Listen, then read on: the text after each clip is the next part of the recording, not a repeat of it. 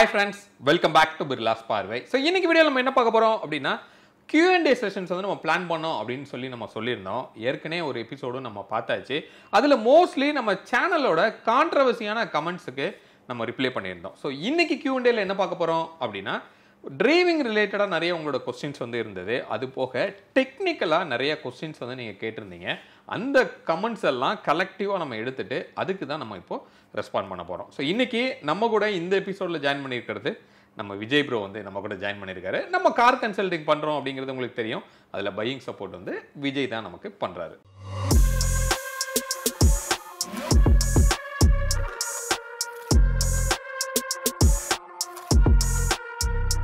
First வந்து இந்த tyre பற்றி ஒன்று வந்திருக்கு. அதுனா இந்த சாஃப்ட் ரப்பர் ஹார்ட் ரப்பர் சொல்கிறாங்க சார். ஸோ இதில் வந்து சாஃப்ட் ரப்பர் ஹார்ட் ரப்பர் இதில் எது ஃபியூல் எஃபிஷியண்ட்டாக இருக்கும் அப்படின்னு கேட்குறேன். ஓகே, இப்போ நம்மளோட சேனலில் நிறைய டயரோட கண்டென்ட்ஸ் வந்து நம்ம பண்ணிகிட்டே இருக்கோம். அஃப்கோர்ஸ் நீங்கள் தமிழில் பார்த்தீங்க அப்படின்னா அதிகமாக டயரை பற்றி பண்ணுற இது வந்து நம்ம சேனல்லையே தான் இருக்கும். ஆல்மோஸ்ட் எல்லா பிராண்டுமே நாங்கள் கவர் பண்ணியிருக்கோம். எல்லா கேட்டகரி ஆஃப் கார்ஸுக்கும் எந்த டயர் பெஸ்ட்டாக இருக்கும் அப்படிங்கிறது. ஓகே, இப்போ இந்த கொஸ்டின் அதிலிருந்து வந்த ஒரு கொஸ்டின் தான். சாஃப்ட் டயர் ஹார்ட் டயர் அப்படின்னு சொல்லி நம்ம சொல்கிறோம். அப்போ சாஃப்ட் டயர்னா என்ன, ஹார்ட் டயர்னா என்ன? இப்போ உங்களுக்கு வந்து கம்ஃபர்ட் அதிகமாக தேவைப்படுது. எனக்கு வந்து ஒரு சின்ன சின்ன மேடு பள்ளத்துலலாம் போனால் கூட அதுவாகவே அந்த குஷனை வந்து அப்சர்வ் பண்ணிக்கணும். அதர் தேன் சஸ்பென்ஷன் அப்படின்னு வரும்போது தான் நம்ம வந்து இந்த சாஃப்ட் டயருக்கு போகிறோம். அப்போ அதில் வந்து சிலிக்கான் கண்டென்ட் வந்து கொஞ்சம் அதிகமாக இருக்கும். அப்படின்னா ரொம்ப குஷனாக இருக்கும் அப்படின்னு கூட நம்ம சொல்லலாம். அப்படி இருந்தது அப்படின்னா என்ன அர்த்தம் அப்படின்னா அந்த காரோட அந்த டயரோட பாட்டம் வந்து ரோடில் ரொம்ப கிரிப்பாக வந்து உங்களுக்கு போகும். அப்போ அந்த கான்டாக்ட் ஏரியா வந்து உங்களுக்கு அதிகமாக இருக்கும். அதாவது இப்படி பவுல் மாதிரி இருக்கிற டயரோட ஷேப்பு கொஞ்சம் ஃப்ளாட்டாக வந்து உங்களுக்கு இருக்கும் சாஃப்ட் டயர்ஸில். அப்போ ரோடுக்கும் டயருக்கும் இருக்கிற கான்டாக்ட் வந்து அதிகமாக இருக்கும். அப்படி இருக்கும்போது கான்டாக்ட் ஏரியா அதிகமாகும் போது ஃப்ரிக்ஷன் அதிகமாக இருக்கும். அப்போ லாஸ் வந்து அதிகமாக இருக்கும். அப்போ ஃபியூவல் எஃபிஷியன்சி அப்படின்னு நம்ம பார்த்தோம் அப்படின்னா ஹார்ட் டயரை விட சாஃப்ட் டயரில் கம்மியாக இருக்கும் அப்படின்னு சொல்லி சொல்லலாம். ஆனால் நம்ம ரொம்ப பாக்கெட்டை கடிக்கிற அளவுக்கு அது வந்து டிஃப்ரென்ஸ் இருக்குமா அப்படின்னு கேட்டால் ரொம்ப கம்மி தான். ஒரு 0.5 1 கிலோமீட்டர் வந்து உங்களுக்கு டிஃப்ரென்ஸ் வர்றதுக்கு அதிகபட்ச வாய்ப்பு வந்து உங்களுக்கு இருக்குது. அப்போது எனக்கு கம்ஃபர்ட் எனக்கு அதிகமாக தேவைப்படுது அப்படின்னா தாராளமாக அந்த ஒரு 0.5 கிலோமீட்டர் நம்ம காம்ப்ரமைஸ் பண்ணிவிட்டு சாஃப்ட் டயர் போகிறதுல ஒன்றும் தப்பு கிடையாதுன்னு சொல்லி நம்ம சொல்லலாம். அது மாதிரி இப்போ இந்த hard rubber soft rubber, so இதில் வந்து ப்ரைஸில் எவ்வளோ டிஃப்ரென்ஸ் இருக்கும்? இப்போது டிபெண்ட்ஸ், ஒரு பிராண்ட்லேயும் ஒரு மாதிரி சொல்கிறாங்க. இப்போ நம்ம எக்ஸாம்பிளுக்கு நம்மளோட ஃபேவரட்டான பிராண்ட்னா மிச்சிலின். ஸோ நம்ம கார்லேயும் அதான் போட்டிருக்கோம். ஸோ அது இருக்கிறதுலே வந்து கொஞ்சம் ஹையர் பட்ஜெட் இருக்கிறது. பட் வித்தின் பிராண்டுக்குள்ளேயே வந்து ஹார்ட் சாஃப்ட் ரெண்டுமே கொடுக்குறாங்க. 10% வந்து காஸ்ட்டில் உங்களுக்கு டிஃப்ரென்ஸ் இருக்கிறதுக்கு அதிகமான வாய்ப்பு இருக்குது. அதான் சார், எது காஸ்ட்லியாக இருக்கும்? சாஃப்ட் வந்து காஸ்ட்லியாக இருக்கும். ஹார்டு வந்து கொஞ்சம் காஸ்ட் வந்து 10% கம்மியாக இருக்கும். ஓகே, அது மாதிரி இந்த சாஃப்ட் ஹார்டில் நிறைய நமக்கு இது கொஸ்டின்ஸ் இருக்குது. அது லைக் அதில் வந்து இன்னொன்று பார்த்தீங்கன்னா எது வந்து நமக்கு கம்ஃபர்ட்டாக இருக்கும் அப்படின்னா கண்டிப்பாக சாஃப்ட் தான். சாஃப்ட் டயர் தான். சாஃப்ட் தான். சாஃப்டோட நெகட்டிவ்னா, சாஃப்டோட நெகட்டிவ்ங்கிறது இந்த மைலேஜ் ஒன்று நம்ம சொல்கிறது. இன்னொன்று வந்து கல்லடி வந்து ஏதாவது கொஞ்சம் படுது அப்படின்னா சீக்கிரமாக டேமேஜ் ஆகிறதுக்கு வாய்ப்பு இருக்கும். ஏன்னா சைடு வால் வந்து ஆல்ரெடி அது ரொம்ப சாஃப்ட் தான். ஓகே, எல்லா டயர்லையுமே சைடு வால் அப்படின்னு நம்ம எடுத்தோம் அப்படின்னா கொஞ்சம் வந்து உங்களுக்கு சாஃப்டாக தான் இருக்கும். அப்போ இந்த சைடு வாலில் சாஃப்ட் டயர்ஸில் இன்னும் கொஞ்சம் சாஃப்டாக இருக்கும். நீங்கள் சைடு வால் அப்படி அமைக்கி பார்த்தீங்கன்னாவே ரொம்ப சாஃப்டாக இருக்கும். அதில் ஏதாவது கல் பட்டுச்சுன்னா சீக்கிரமாக டயர் கிளியறதுக்கு உங்களுக்கு வாய்ப்பு வந்து இருக்கும். ஸோ அதனால தான் நம்ம சொல்லுவோம், நீங்கள் இருக்க போகிற ஏரியா வந்து ரொம்ப ரப்பிஷாக இருக்குது, ரோடே இல்லை, இந்த மாதிரியான இடத்து என்னோட ரொட்டீனான ட்ராவல் இருக்கும் அப்படின்னா சாஃப்ட் டயர் ப்ரிஃபர் பண்ணுறது கரெக்ட் கிடையாது. நீங்கள் ஹார்ட் டயர் போகணும் அப்படின்னு சொல்லி. பட் நீங்கள் சிட்டியில் இருக்கீங்க, உங்களுக்கு எப்பயுமே நீங்கள் போகிற இடத்துலலாம் நல்ல ஒரு தார் ரோடு வந்து உங்களுக்கு போட்டிருக்கோம், ஒரு நல்ல கம்ஃபர்டபுளான ஒரு ரோடு இருக்கும் அப்படின்னா சாஃப்ட் டயர் அப்படிங்கிறது கண்டிப்பாக. ஆனால் நம்ம மோஸ்ட்டாக அந்த மேனுஃபேக்சர்ஸோட வெஹிக்கிள் வருது இல்லை, அதில் பார்த்தீங்கன்னா மோஸ்ட்டாக சாஃப்ட் தானே ப்ரிஃபர் பண்ணுறாங்க. ஓயில வந்து பார்த்தீங்கன்னா அவ்வளவோ சாஃப்ட் வர்றது கிடையாது ஹானஸ்டாக சொல்லணும்னா. அது வந்து ஒரு மிட் ரேஞ்சாக ஒரு டயர் தான் வந்து உங்களுக்கு கொடுக்குறாங்க. அது வந்து ரெண்டுக்குமே சப்போர்ட் ஆகிற மாதிரியான ஒரு டயராக தான் இருக்கும். ஸோ இல்லை, அந்த டாப் வேரியன்ட்ஸ்லாம் பார்க்குறப்ப கொஞ்சம் சாஃப்ட் ரப்பர் அது வந்து உங்களுக்கு அஃப்கோர்ஸ் கம்ஃபர்ட்டுக்காக. ஏன்னா ஒரு லக்ஸுரி வேரியன்ட் ஒருத்தர் போகிறாரு அப்படின்னா அந்த கம்ஃபர்ட் நோக்கி தான் அவர் போகிறாரு. அவருக்கு அதை சாட்டிஸ்ஃபை பண்ணணும் அப்படின்னா இன்ஃபேக்ட் வந்து இந்த டயரோட சைஸே ஒய்டராக கொடுத்துட்டு ஆஸ்பெக்ட் ரேஷியோ கம்மியாக கொடுப்பாங்க. அப்போ அந்த குஷன் வந்து உங்களுக்கு நல்லா இருக்கும், நல்ல ஒரு ரோட் கிரிப் வந்து உங்களுக்கு கிடைக்கும். ஆனால் அஜித் அவர் என்ன கேட்டிருக்காருன்னா, இப்போ நார்மலாக இப்போ என்கிட்ட ஒரு நார்மல் கார் தான் இருக்குது, என்னோட காருக்கு நான் ஒரு அலாய் வீல் போட்டு அதில் வித் டயர் ப்ரெஷர் மானிட்டர் ஓட ஃபிட்டட் டயர் போட முடியுமா அப்படின்னு கேட்குறாரு. ஓகே, இப்போ டிபிஎம்எஸ் அப்படிங்கிற ஒரு ஃபீச்சர் வந்து மோஸ்ட்லி இப்போ நிறைய கார்ஸில் பேஸ் வேரியண்ட்லேருந்தே கொடுக்குறாங்க. ஸோ அப்போ அந்த டிபிஎம்எஸ் அப்படிங்கிறது என்ன, டயர் ப்ரெஷர் மானிட்டரிங் சிஸ்டம் அப்படின்னு சொல்கிறோம். இது வந்து என்ன அப்படின்னா ஒரு சென்சார் தான். ஓகே, ஒரு ப்ரெஷர் சென்சார் தான் இது. இது எந்த வீல்லையும் போய் அட்டாச் பண்ணியிருக்க மாட்டாங்க. ஓகே, இது பேசிக்கலி என்னன்னா அந்த டயரோட மவுத்தில் தான் வந்து அது ஃபிக்ஸ் ஆகிருக்கும். நம்ம டிபிஎம்எஸோட அக்சசரி கூட நான் உங்களுக்கு காமிச்சு ஒரு வீடியோ நான் போட்டிருக்கேன். அதில் நான் க்ளீனாக காமிச்சிருப்போம் எல்லாத்தையுமே. அது என்ன இருக்கும்னா அந்த மவுத்தோட சேர்த்து அந்த டிவைஸ் வந்து உங்களுக்கு கனெக்ட் ஆகிருக்கும். நீங்கள் இன்கேஸ் உங்களோட மெட்டல் வீலை அலாய் வீலை மாற்றுறீங்க அப்படின்னா இந்த சேம் மவுத்தை நீங்கள் யூஸ் பண்ணிட்டீங்கன்னா அதே டிபிஎம்எஸ் வந்து அப்படியே உங்களுக்கு வந்து ட்ரான்ஸ்ஃபர் ஆயிரும். இது பெருசாக வீலோட அட்டாச் பண்ணி எந்த சென்சாரும் வந்து உங்களுக்கு கிடையாது. ஸோ அப்போ பேசிக்கலாக டயர் ப்ரெஷர் மானிட்டர் இல்லாத வண்டியில் கூட நம்ம போட்டுட்டு அந்த டிவைஸை உள்ள வச்சுட்டா கரெக்ட். நமக்கு பேசிக்காக என்ன, இது சென்சார் ரீட் பண்ணி ஒரு ரிசீவர் வந்து வேல்யூவை காமிக்கணும். ஓயில வந்து அந்த ஆப்ஷனே இருக்கு அப்படின்னா அது ஆப்ஷன் அந்த சாஃப்ட்வேர்ல அவங்களுக்கு கொடுக்குறாங்க. அப்படி இல்லாத பட்சத்தில் நம்ம சின்னதாக ஒரு டிவைஸ் வந்து அடிஷ்னலாக வாங்கி வச்சு இதை வந்து அங்கே ரீட் பண்ணுறோம். அவ்வளோதான், வெரி சிம்பிள். ஏஎம்டி யூசர் அவங்க என்ன சொல்கிறாங்கன்னா, எனக்கு இந்த மெயினாக இந்த ஸ்லோப்லலாம் பார்க்கிங்கில் ரொம்ப கஷ்டமாக இருக்கே அப்படின்னு வசந்தன்றவர் கேட்குறாரு. ஸோ இதை எப்படி நான் ஹேண்டில் பண்ணுறது, அதாவது வித் லோடு வித்தவுட் லோடில் ஸ்லோப்பில் ஏஎம்டி எப்படி ஹேண்டில் பண்ணுறது? ஓகே, சி ஏஎம்டி அப்படிங்கிறது என்ன அப்படின்னா ஒரு ஆட்டோமேட்டட் மேனுவல் டிரான்ஸ்மிஷன் அப்படின்னு சொல்லி நம்ம சொல்கிறோம். இவங்க மெயினாக இவங்களோட கொஸ்டின் என்னென்னா, என்னோட காரில் பார்க்கிங் மோட் அப்படின்னு ஒன்று இல்லை, அதாவது பி அப்படின்னு ஒரு மோடு இல்லை. வெரி பேசிக்கில் இருக்கிற ஏஎம்டி கார்ஸ், உதாரணத்துக்கு எஸ்ப்ரெஸோவா எடுத்துக்கலாம். ஸோ இந்த மாதிரியான கார்களில் வந்து பிங்கிற ஒரு மோடே உங்களுக்கு இருக்காது. ஓகே, ஸோ ஒன்று நியூட்ரல் இருக்கும், டிரைவ் இருக்கும், ரிவர்ஸ் இருக்கும், மேபி மேனுவல் மோடு வந்து உங்களுக்கு இருக்கும். அப்போ பி இல்லாத இடத்துல என்ன அப்படின்னா அந்த கியர் லாக்கே வந்து அங்கே ஆகிறது இல்லை. நியூட்ரலில் போட்டிங்கன்னா எப்பயுமே ஃப்ரீ வீலில் தான் இருக்கும். அப்போ நீங்கள் ஒரு ஸ்லோப்பில் நிப்பாட்டுறீங்க அப்படின்னா காரு உருண்டு போகிறதுக்கும் வாய்ப்பு இருக்கு. அப்போ ஹேண்ட் பிரேக்கை போட்டு தான் நம்ம நிப்பாட்டணும். பட் இப்போ மோஸ்ட்லி எல்லா கார்ஸ்லையும் வருது. அப்படி இல்லாத காரில் நீங்கள் கொஞ்சம் சேஃபாக தான் நிப்பாட்டணும். முன்னாடி வீலில் ஏதாவது கல்ல வச்சு தான் நீங்கள் ஒரு ஸ்லோப்பில் வந்து நிப்பாட்டணும்னு சொல்லலாம். ஏன்னா வேறு வழியே வந்து நமக்கு கிடையாது. ஏன்னா ஹேண்ட் பிரேக் வந்து நீங்கள் ரொம்ப ஹில்லெல்லாம் போயிட்டு நிப்பாட்டுறீங்க அப்படின்னா அதை ஹோல்டு பண்ணுற அளவுக்கு ஹேண்ட் பிரேக் கெப்பாசிட்டி இருக்காது. ஏன்னா நீங்கள் நிறைய பேர் நீங்களே பார்த்துருப்பீங்க, நீங்கள் இன்கேஸ் ஹேண்ட் பிரேக்கை போட்டு காரை ஓட்டுறீங்கன்னா ஸ்டில் வண்டி ரன் ஆகும், நீங்கள் ஹேண்ட் பிரேக் ஆன் ஆகிருக்குன்னே உங்களுக்கு தெரியாது. ஸோ அதனால் அதோட ஹோல்டிங் கெப்பாசிட்டி அந்த அளவுக்கு வந்து உங்களுக்கு கிடையாது. அது ஒரு அடிஷ்னல் சப்போர்ட்டிங் பிரேக் தான் வந்து அது. அதனால் அப்படி பி மோடு இல்லாத உங்கள் காரில் நீங்கள் ரொம்ப ஹில்லில் போய் நீங்கள் நிப்பாட்டுறீங்க அப்படின்னா தயவு செஞ்சு ஒரு கரெக்டான கல்லெல்லாம் வச்சு சப்போர்ட் பண்ணி தான் உங்கள் காரை நிப்பாட்டணும், வேற வழி கிடையாது. அது மாதிரி கண்டிப்பா பி மோட் இல்லாத வண்டியில் கண்டிப்பா மேனுவலா ஹேண்ட் பிரேக் வந்து இருக்க தான் போகுது. ஆமாம், ஹேண்ட் பிரேக் இல்லாம ஆமாம் இருக்க போகிறதில்ல. மேபி இந்த எலக்ட்ரானிக் பவர் பிரேக் வந்தால் கூட அது கூட ஃபெயிலியர் ஆக சான்ஸ் இருக்குது. ஆனால் மேனுவல் ஹேண்ட் பிரேக் வந்து கண்டிப்பாக இருக்குது. பட் அதான் நான் சொன்ன மாதிரி அதையே நம்பி நம்ம கார் இருக்க முடியாது. ஏன்னா அது எப்படியும் ஃப்ரண்ட், அது வந்து எனிவே பேக் வீல தான் ஹோல்ட் பண்ண போகுது. பட் ஃப்ரண்ட்ல பிங்கிறது என்ன அப்படின்னா இட்ஸ் நத்திங் பட் நீங்கள் மேனுவல் கியரை வந்து ஃபர்ஸ்ட் கியரில் போட்டு நிப்பாட்டுற மாதிரி, அவ்வளோதான். அப்போது உங்கள் கியரை போய் அது லாக் பண்ணுது. அப்போது அது உருண்டு வராமல் இருக்கிறதுக்கு ஒரு அடிஷ்னல் சப்போர்ட்டு.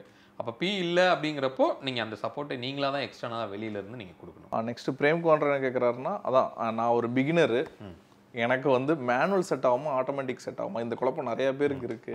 இது நம்ம கன்சல்டிங் கால் பேசும்போது நிறைய பேர் கேட்பாங்க, நான் வந்து பிகினரு, நான் வந்து மேனுவல் ஓட்டுவேனான்னு எனக்கு பயமாக இருக்குது, அதனால நான் ஆட்டோமேட்டிக் போகலாமா? சரி, அந்த ஒரு தாட் வந்து கண்டிப்பாக தப்பு அப்படிங்கிறது நான் நிறைய வீடியோவில் பேசியிருக்கிறேன். உங்களோட செலெக்ஷன் க்ரிட்டீரியாவில் நீங்கள் ஒரு பிகினர் அதனால் நான் ஒரு குட்டி கார் வாங்கலாமா, நான் பிகினர் அதனால் நான் வந்து ஆட்டோமேட்டிக் போயிடலாமா அப்படிங்கிற ஒரு மெத்தட் வந்து ஒரு தப்பான ஒரு டிசிஷன் அப்படின்னு நம்ம சொல்லுவோம்.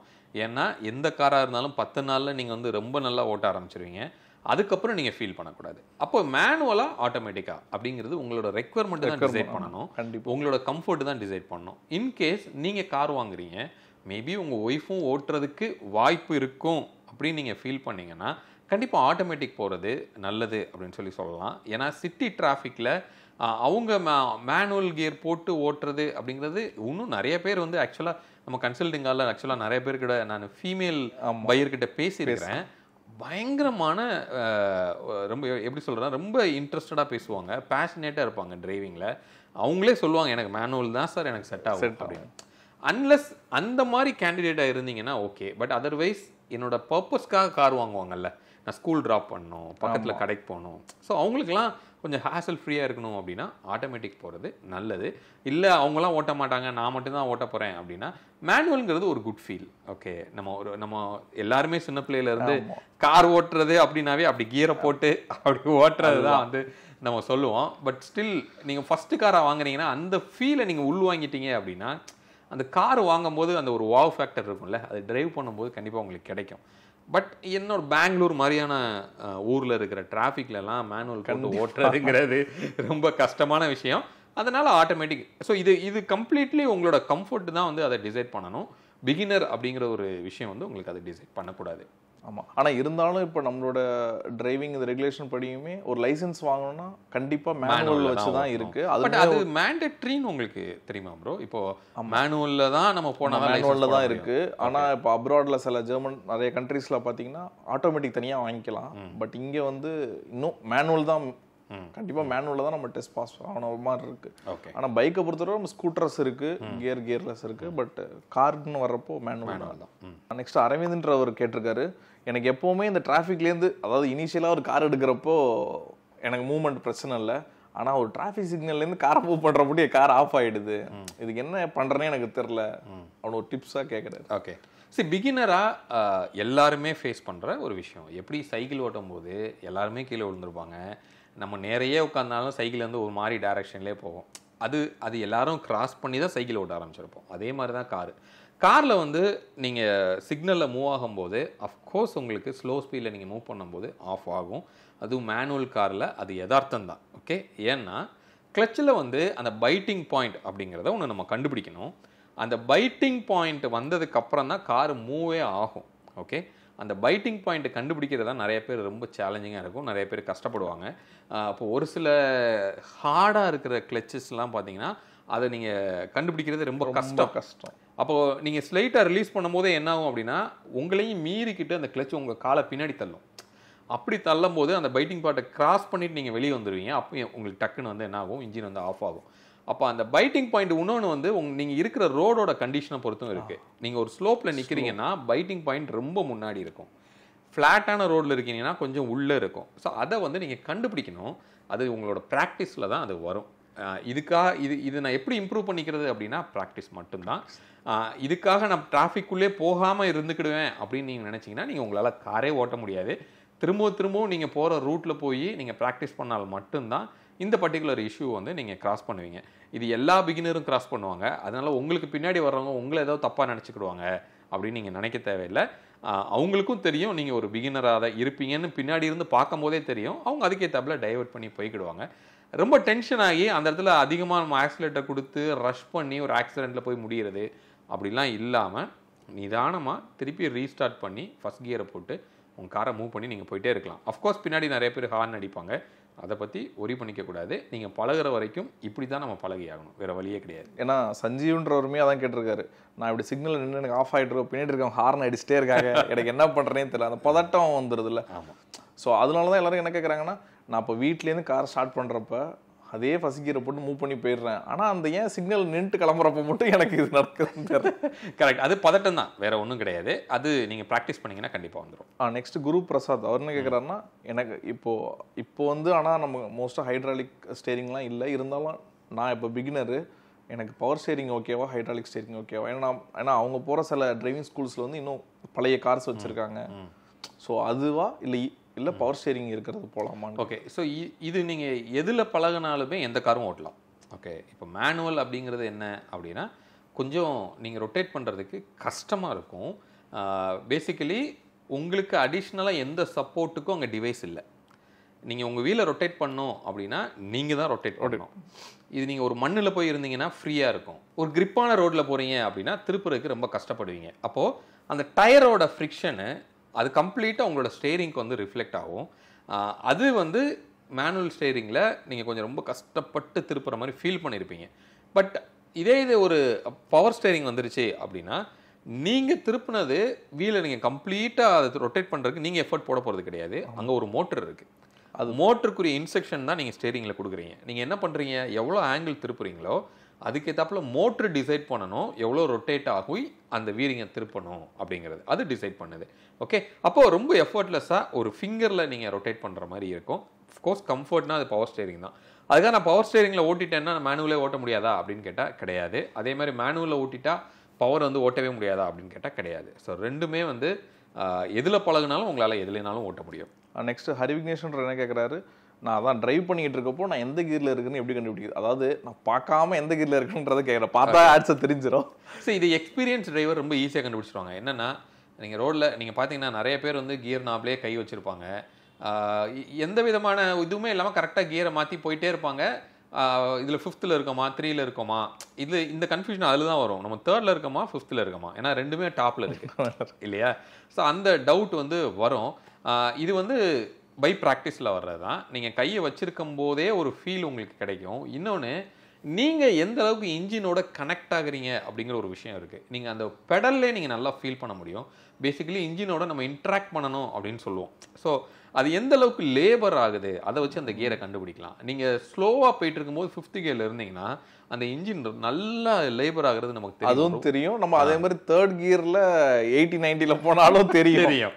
இதை வந்து நீங்கள் ஈஸியாக கண்டுபிடிக்கலாம். இன்னொன்று, அந்த பொசிஷன், அந்த அந்த கியரோட அந்த லீவர் வந்து எந்த இடத்துல இருக்குங்கிறத வந்து நீங்கள் ஓட்டிகிட்டே இருக்கும்போதே அந்த ஒரு சின்ன டிஃப்ரென்ஸை வச்சு நீங்கள் ஈஸியாக கண்டுபிடிக்க முடியும். பட் பிகினராக இருக்கும்போது அந்த மிஸ்டேக்கும் பண்ணுறது யதார்த்தம் தான். அது ஈஸியாக நீங்கள் கண்டுபிடிக்கலாம். நெக்ஸ்ட்டு பிரசாந்த் என்ன கேட்குறாருன்னா, பொதுவாக இந்த டிரைவர் ஹைட் அட்ஜஸ்ட் இருக்குல்ல, இது வந்து நான் ஒரு பேசிக் கார் வச்சுருக்கேன், இல்லை என்கிட்ட இப்போ இருக்கிற கார், இந்த மாதிரி காரில் நான் எப்படி அது தனியாக ஆக்சரி ஷாப்பிங்கை இன்ஸ்டால் பண்ண முடியுமா, எதாக இருந்தால் சொல்லுங்கன்ற. ஓகே, இதுக்கு ரிலேபிளாக எந்த அக்சஸரியும் நமக்கு கிடையாது. ஐ மீன் சீட்டையே வந்து தேவையானபடி ஹைட் அட்ஜஸ்ட் பண்ணி மாற்ற முடியுமானா, உங்கள் சீட்டையே கலட்டிட்டு ஹையர் வேரியண்ட்டில் இருக்கிற சீட்டை வாங்கி தான் நீங்கள் ஃபிட் பண்ணுமே தவிர, இது ஆஃப்டர் மார்க்கெட்டில் இதுக்குன்னு சொல்லி பெருசாக ப்ராடக்ட்ஸ் வந்து கிடையாது.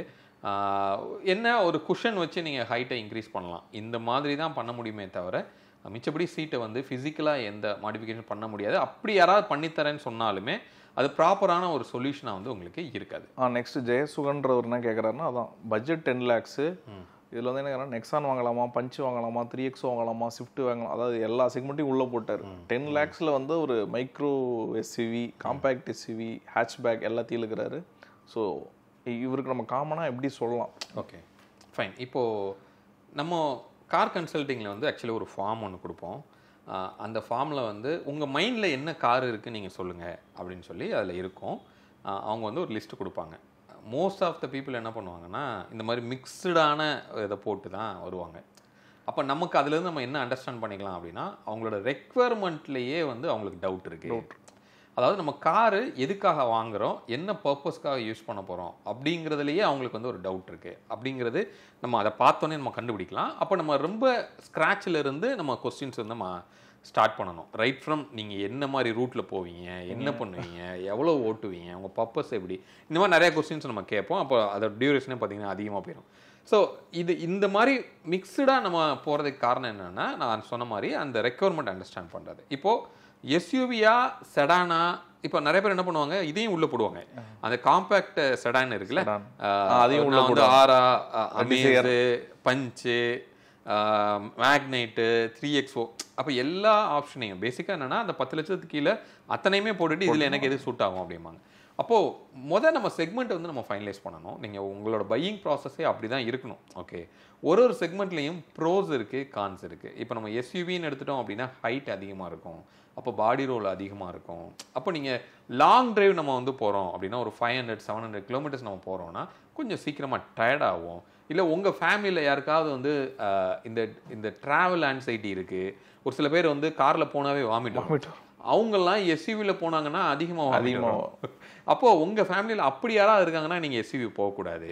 ஸோ இந்த மாதிரி விஷயங்களெல்லாம் நீங்கள் ஒர்க் அவுட் பண்ணி நமக்கு எஸ்யூவியா இல்லை ஒரு செடானா, அதுக்கப்புறம் நம்ம பட்ஜெட்டுக்கு மைக்ரோ எஸ்யூவியா, காம்பேக்ட் எஸ்யூவியா. அஃப்கோர்ஸ் 10 லட்சத்துக்குள்ளே பெரிய கார் கொடுக்குறாங்கன்னா அதில் ஒரு பேஸ் வேரியண்ட் தான் நமக்கு வரும். அப்போ அதில் ஃபீச்சர்ஸ் அப்படிங்கிறது மோஸ்ட்லி உங்களுக்கு இருக்காது. அப்போ அகைன் அதுவும் உங்கள் கையில் தான் இருக்குது. அப்போ எனக்கு வந்து ஃபீச்சராக வேணுமா, எனக்கு சன்ரூஃப்லாம் தேவையா தேவையில்லையா, ஆடியோ வந்து ஹையர் அண்ட் வேணுமா, இல்லை எனக்கு வெரி பேசிக் போதுமா, ஸோ எனக்கு ஸ்பேஸ் தான் முக்கியம் அப்படிங்கிற ரெக்யர்மெண்ட் இருக்கா. ஸோ அப்போ ரெக்யர்மெண்ட்டை ஃபஸ்ட் நீங்கள் அண்டர்ஸ்டாண்ட் பண்ணணும். அதை அண்டர்ஸ்டாண்ட் பண்ணதுக்கப்புறம் தான் நம்ம வந்து அந்த செக்மெண்ட்டையே நம்ம ஃப்ரீஸ் பண்ண முடியும் அப்படின்னு சொல்லலாம். இப்போ சிம்பிளாக நம்மளால சொல்ல முடியாது உங்களுக்கு பஞ்சு தான் செட் ஆகும், உங்களுக்கு நெக்ஸான் தான் செட் ஆகும். நான் சொல்லிடலாம் நெக்ஸான் பெரிய காருங்க உங்களுக்கு அதான் செட் ஆகும் அப்படின்னு சொல்லிடலாம். ஆனால் அதில் எந்த ஃபீச்சருமே உங்களுக்கு வராது. அப்போ வாங்கினதுக்கப்புறம் நீங்கள் என்ன ஃபீல் பண்ணுவீங்க, இன்னும் எதுவுமே இல்லாத ரொம்ப பேசிக்காக இருக்குது. ஆமாம். அப்போ இட்ஸ் ஆல் ரெக்யர்மெண்ட் தான். அதை நீங்கள் கரெக்டாக அண்டர்ஸ்டாண்ட் பண்ணி அதுக்கப்புறம் தான் நீங்கள் காரையை நீங்கள் பிக் பண்ணணும். ஆமாம். ஏன்னா அவர் என்ன கேட்குறேன்னா இதில் எது பெஸ்ட்டு செக்மெண்ட்டுன்னு கேட்குறாரு. பெஸ்ட்டு செக்மெண்ட்டும் ஒன்று கிடையாது, ரெக்யர்மெண்ட்டை பொறுத்து தான். ஆமாம். நெக்ஸ்ட்டு பிரபுன்றவர் என்ன கேட்குறாருன்னா, இந்த யூஸ்வலாக இந்த பேஸ் வேரியண்ட்டை வாங்கி அப்கிரேட் எல்லாம் பண்ணுறாங்களே, இது வந்து வெளில பண்ணலாமா இல்லை அந்த ஷோரூம்லேயே பண்ணலாமா? ஓகே, ஷோரூம்லேயே பண்ணால் சில ஆப்ஷன் இல்லை. அப்போ இது ஓவராலாக இது எப்படி எனக்கு ரொம்ப குழப்பமாக இருக்குன்ற மாதிரி கேட்குறேன். ஓகே, இப்போது ஒரு கார் வந்து நம்ம ஒரு பேஸ் வேரியண்ட் வாங்குகிறோம், நிறைய மாடிஃபை பண்ணுறோம், மாடிஃபை பண்ணி கிட்டத்தட்ட டாப் அண்டு வரைக்கும் அதோட மாடிஃபிகேஷன் நம்ம பண்ணிடுறோம் அப்படின்னா, அந்த காரை நீங்கள் சேல் பண்ணும்போது உங்களோட வேரியண்ட் என்னவோ அதுக்கு தான் வந்து உங்களுக்கு ரீசேல் வேல்யூ இருக்கும். அதை நீங்கள் நல்லா புரிஞ்சுக்கணும். ஓகே, அப்போ நான் வந்து ஒரு 7 லட்ச ரூபாய்க்கு ஒரு கார் வாங்கி 5 லட்ச ரூபாய்க்கு நான் ஆஃப்டர் மார்க்கெட்டில் நான் வந்து அக்சஸரி போட்டிருக்கேன் அப்படின்னா, அந்த 5 லட்சம் அப்படிங்கிறது நீங்கள் ரீசேல் பண்ணும்போது அது ஆல்மோஸ்ட் ஈக்குவல் டு 0 தான்.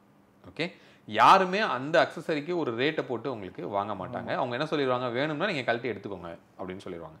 அப்போ நீங்கள் பேஸ் வேரியண்ட் வாங்குறீங்கன்னா அதோட வேல்யூக்கு ஏற்றாப்பு தான் ரீசேல் இருக்கும். அப்போ நீங்கள் உங்கள் காரை குயிக்காக மாற்றுறவங்களா இருப்பீங்க.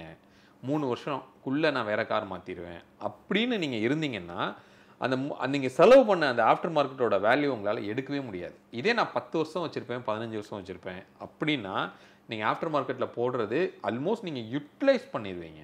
அப்படிங்கிறப்ப அந்த அந்த பிரேக் ஈவன்கிறது உங்களுக்கு ஒரு ரீச் ஆகும். பட் நீங்கள் யூட்டிலைஸே பண்ணாமல் அந்த மாதிரி பேஸ் வேல்யூக்கு ரீசேல் வேல்யூ போகிறதுங்கிறது நாட் அட்வைசபிள். இப்போ வெளியில் பண்ணலாமா, உங்களுக்கு கார் ஷோரூம்லேயே பண்ணலாமா அப்படின்னு கேட்டால் ரெண்டுமே சேம் தான். பட் கார் ஷோரூமில் நீங்கள் பண்ணிங்கன்னா கவர்மெண்ட் நார்ம்ஸ் படி என்ன கிடைக்குமோ அது வந்து உங்களுக்கு அங்கே கிடைக்கும். உதாரணத்துக்கு ஆடியோ அப்படின்னா இவ்வளவு டெசிபிள் தான் இருக்கணும் அப்படின்னு ஒரு நார்ம்ஸ் இருக்குது. அப்போ நீங்கள் கம்பெனியில் வர்ற அந்த ஆடியோ சிஸ்டமை நீங்கள் யூஸ் பண்ணும்போது அந்த நார்ம்ஸ் படி தான் உங்களுக்கு வரும். பட் நான் இது எதிர்பார்க்கலை, எனக்கு வந்து இதை விட பயங்கரமாக எனக்கு வந்து ஒரு எஃபெக்ட் வேணும், குவாலிட்டி வேணும், நான் ரொம்ப ஆடியோ விரும்பி கேட்பேன் அப்படிங்கிறப்ப தான் நம்ம கண்டிப்பாக நமக்கு ஆஃப்டர் மார்க்கெட் போனால் தான் நமக்கு அந்த குவாலிட்டி கிடைக்கும். ஸோ இது மாதிரி டிபெண்ட்ஸ் ஆன் த அக்சஸரி. நீங்கள் எதை நீங்கள் பிக் பண்ண போகிறீங்க அப்படிங்கிறத பொறுத்து தான் அது கம்பெனியில் பண்ணணுமா வெளியில் பண்ணணும். இப்போ நீங்கள் அலாய் எடுத்துக்கலாம். நீங்கள் உங்களுக்கு மெட்டல் வீல் வரும், ஆனால் அலாய் வீல் வந்து சேம் அலாய் வீல் உங்களுக்கு ஆஃப்டர் மார்க்கெட்லேயே கிடைக்குது. இப்போ உதாரணத்துக்கு ஹுண்டாயோட அலாய் உங்களுக்கு வேணும்னா ஹுண்டாயோட வெளியில் கிடைக்கும். அப்போ நீங்கள் மெட்டலில் கம்பெனியில் வாங்கி டேரெக்டாக உங்கள் காரை வந்து நீங்கள் அலாய் ஷாப்புக்கு எடுத்துகிட்டு போனீங்கன்னா உங்களோட டயரை வந்து 90% அவங்க பைபேக் பண்ணிக்கிறாங்க. அதே மாதிரி மெட்டல் வீலுக்கு ஒரு வேல்யூ போட்டு எடுத்துட்டு புது அலாய் புது டயர் வந்து உங்களுக்கு ரீப்ளேஸ் பண்ணி கொடுத்துருவாங்க. அந்த காஸ்ட்டு கம்பெனியில் வாங்குறத விட உங்களுக்கு கம்மியாக இருக்கும். ஸோ இந்த மாதிரி ஒரு ஒர்க் அரவுண்ட் பண்ணி கிரவுண்ட் ஒர்க் பண்ணி காஸ்ட் அனலைஸ் பண்ணி அதுக்கப்புறம் நீங்கள் வந்து டிசைட் பண்ணுறது நல்லதுன்னு சொல்லலாம். நெக்ஸ்ட் ஒரு டெக்னிக்கலாக என்ன கேட்டிருக்காருன்னா, எங்கிட்ட இருக்க காரில் ஏபிஎஸ் சிபிடி தான் இருக்குது, இப்போ வரதெல்லாம் இந்த இஎஸ்பி டிசிஎஸ் ட்ராக்ஷன் கண்ட்ரோல்லாம் சொல்கிறாங்களே, இதில் இது ஏபிஎஸ் சிபிடி போதுமா இல்லை இஎஸ்பி ட்ராக்ஷன் வேணுமா, அப்புறம் இஎஸ்பி டிசிஎஸ்க்கும் என்ன difference? Okay, ABS CBT mostly உங்களுக்கு வந்து தெரியும், அது மேண்டேட்டரியாக இப்போது எல்லா கார்லையும் இருக்கணும் அப்படிங்கிறது கவர்மெண்ட் சொல்லிட்டாங்க. பட் இந்த ட்ராக்ஷன் அண்ட் இஎஸ்பிங்கிறது ஒரு ஆப்ஷனலாக தான் வருது. ஸோ இந்த ட்ராக்ஷன் இஎஸ்பி கிட்டத்தட்ட ரெண்டும் வந்து ஒரு சிமிலர் ஒர்க்கு தான் பண்ணுதுன்னு சொல்லலாம். பட் இந்த ட்ராக்ஷன் அப்படிங்கிறது ஒரு வீல் ஸ்பின்னை வந்து உங்களுக்கு கண்ட்ரோல் பண்ணுது. பட் அது கார்னரிங்கில் கண்ட்ரோல் பண்ணுமா அப்படின்னா அது கிடையாது. ஓகே, பட் இஎஸ்பி என்ன பண்ணும் அப்படின்னா இன்ஃபேக்ட் ஸ்ட்ரெயிட் ரோடில் கூட அந்த வீல் ஸ்பின் ஆகும்போது அது உங்களுக்கு கண்ட்ரோல் பண்ணுது. கார்னரிங்கில் நடக்கிற ஒரு வீல் ஸ்பின்னையுமே வந்து அதை அரெஸ்ட் பண்ணி உங்கள் கார் டாப்பில் ஆகாமல் இருக்கிறதுக்கு ஹெல்ப் பண்ணுது. அப்போது உங்கள் காரில் ட்ராக்ஷன் மட்டும்தான் இருக்குது அப்படின்னா தட் இஸ் ஓகே. இஎஸ்பி இருக்குன்னா ட்ராக்ஷன் மோஸ்ட்லி உங்களுக்கு தேவைப்படாது. அதனால் நிறைய காரில் பார்த்தீங்கன்னா இஎஸ்பி இருக்கிற காரில் ட்ராக்ஷன் இருக்காது. இப்போ உதாரணத்துக்கு 3XO எடுத்துக்கலாம், உங்களுக்கு இஎஸ்பி இருக்கும் ஆனால் ட்ராக்ஷன் இருக்காது. ஏன்னா அந்த ட்ராக்ஷனோட ஒர்க்கு அந்த இஎஸ்பியை பார்த்துருது. நம்ம வந்து அதை டெஸ்ட் பண்ணி ட்ராக்கில் காமிக்கும் போதே நம்ம காமிச்சிருப்போம். வேலு சார் வந்து அதை பற்றி எக்ஸ்பிளைன் பண்ணியிருப்பார். ரொம்ப ஒரு ஸ்லிப்பரியான ஒரு ரோடு, கிட்டத்தட்ட ஒரு டைல்ஸில் தண்ணியை ஊற்றி அந்த ரோடில் நம்ம டிரைவ் பண்ணோம். நீங்கள் ஃபுல் த்ராட்டில் நீங்கள் கொடுத்தாலுமே வண்டி 40க்கு மேலே போகல. அப்போது ஒரு இண்டிகேஷனே வந்துருச்சு. அந்த இஎஸ்பி ஆக்டிவேட்டட் அப்படின்னு சொல்லி அது அந்த ட்ராக்ஷனை பக்காவாக பார்த்துக்கிடுது. ஓகே, அப்போ இஎஸ்பி இருந்தது அப்படின்னா தி பெஸ்ட் அப்படின்னு சொல்லலாம். பட் ட்ராக்ஷன் இருக்குது அப்படின்னா அட்லீஸ்ட் ஓகே அப்படிங்கிற மாதிரி நம்ம சொல்ல முடியும். அப்போ நம்ம எவ்வளோ ஆக்சிலேட் பண்ணால் வண்டி வந்து ஸ்கிட் ஆகாது. ஸ்கிட் ஆகாது.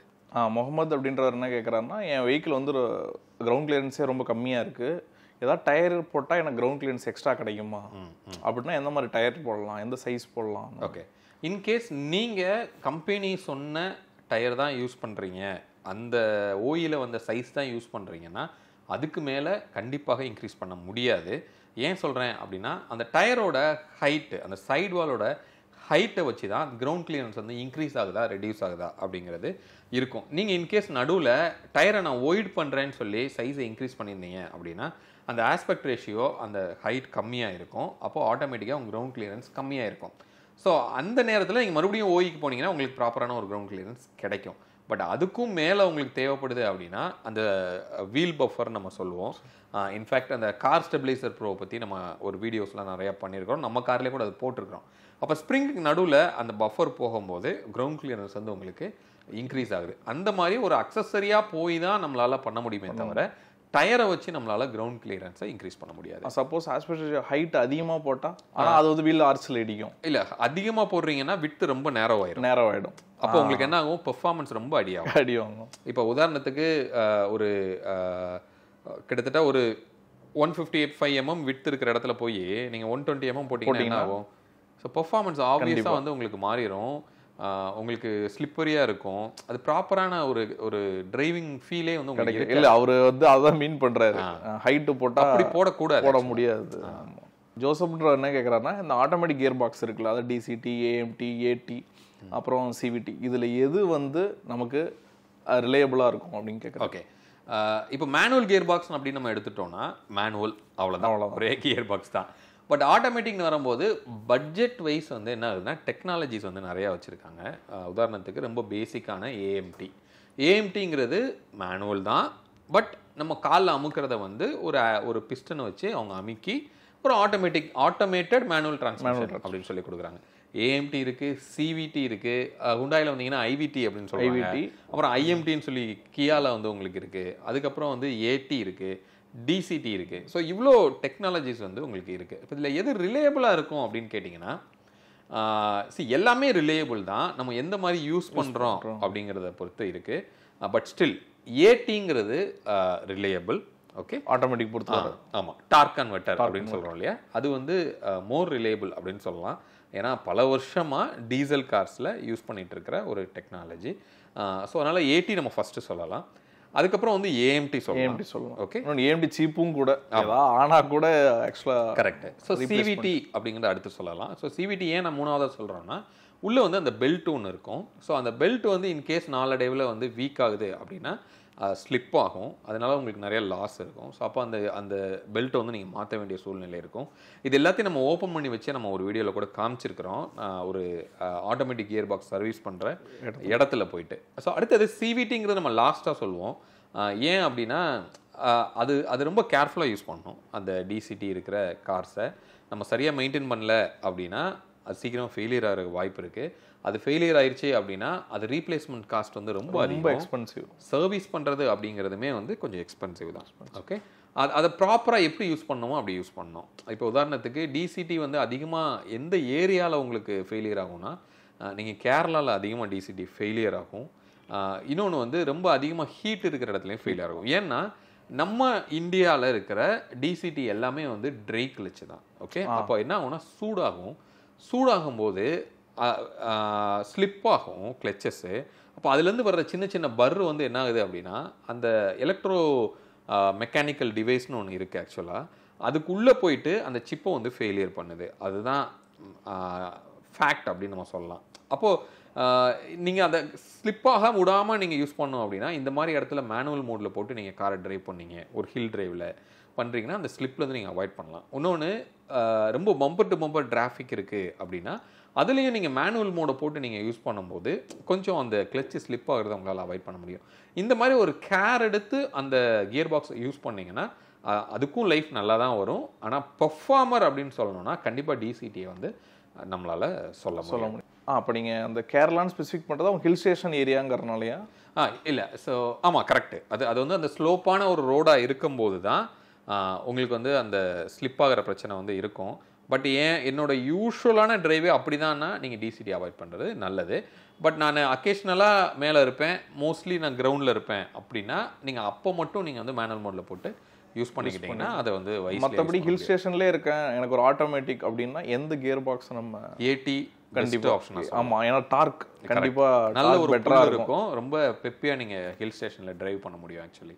ஓகே. ஸோ ஹோப் இந்த வீடியோ நிறைய டெக்னிக்கல் விஷயத்தை வந்து உங்களுக்கு கிளாரிஃபை பண்ணியிருக்கோம் அப்படின்னு நம்புகிறோம். அதே மாதிரி டிரைவிங் ரிலேட்டடான நிறைய டவுட்ஸ் வந்து உங்களுக்கு கிளியர் பண்ணியிருக்கோம் அப்படின்னு சொல்லி நாங்கள் நம்புகிறோம்.